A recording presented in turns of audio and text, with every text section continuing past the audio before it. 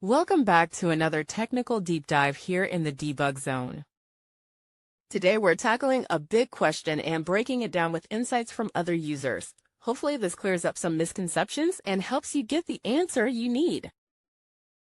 So buckle up, stay a little curious, and let's jump right in.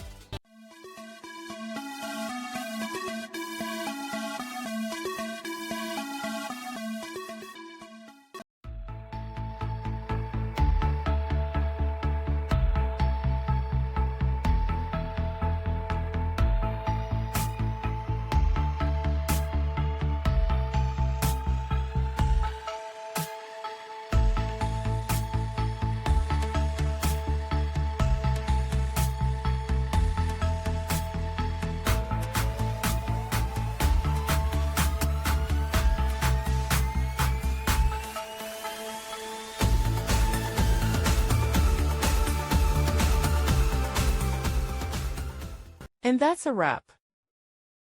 I hope you found the answer you were looking for.